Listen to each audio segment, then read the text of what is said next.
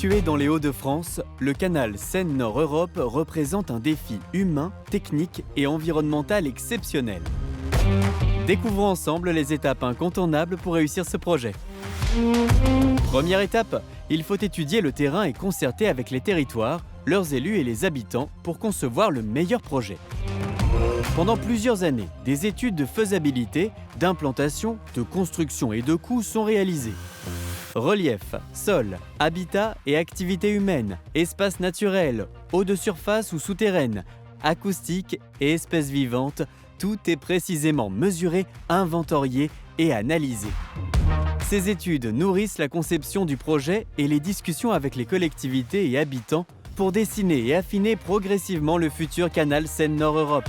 Après la déclaration d'utilité publique, les études détaillées suivies d'une nouvelle consultation du public permettent au projet d'obtenir l'autorisation environnementale délivrée par l'État, feu vert pour le lancement du chantier. Il faut maintenant préparer le chantier en 4 temps. D'une part, des diagnostics, voire des fouilles archéologiques sont menées pour trouver d'éventuels vestiges ou traces d'habitat anciens. Ensuite, les terrains nécessaires à la construction du canal ayant été acquis en parallèle de la procédure d'autorisation, le travail consiste à libérer les futures zones de chantier. Pour cela, les bâtis sont déconstruits et les terrains défrichés en évitant les périodes de nidification des oiseaux et en valorisant localement le bois coupé. Dans le même temps, les réseaux d'électricité, d'eau ou de télécom sont déplacés. Et enfin, une dizaine de quais sur le canal du Nord existants sont construits ou restaurés pour favoriser l'approvisionnement des matériaux de construction par bateau et limiter ainsi les flux de camions.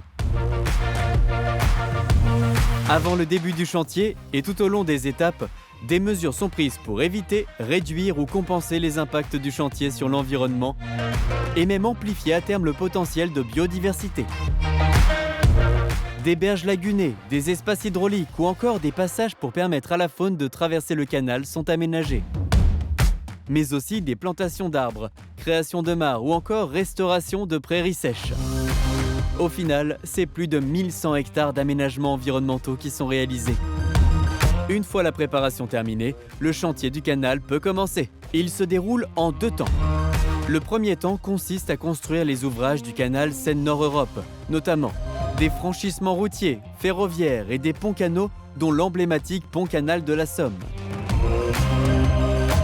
Des quais pour charger ou décharger les bateaux, dont 4 quais qui desserviront de grands ports intérieurs, construits en même temps par les collectivités territoriales. Des siphons et des aqueducs pour assurer l'écoulement naturel des eaux. Des écluses, dont certaines parmi les plus hautes d'Europe et dont la construction se poursuivra durant le creusement du canal. Le deuxième temps consiste à aménager le canal. Plusieurs dizaines de millions de mètres cubes de terre sont alors creusés à l'aide d'engins de terrassement adaptés à l'ampleur du chantier.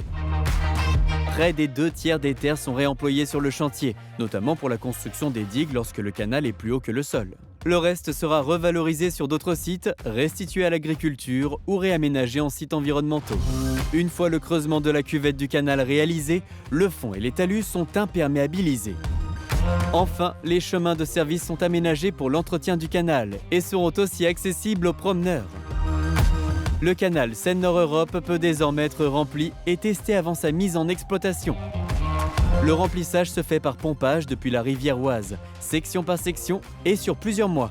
En parallèle, les ouvrages, écluses, signalisation, équipements de sécurité, perméabilité sont testés et contrôlés et des essais de navigation sont réalisés. Le canal Seine-Nord-Europe peut à présent ouvrir.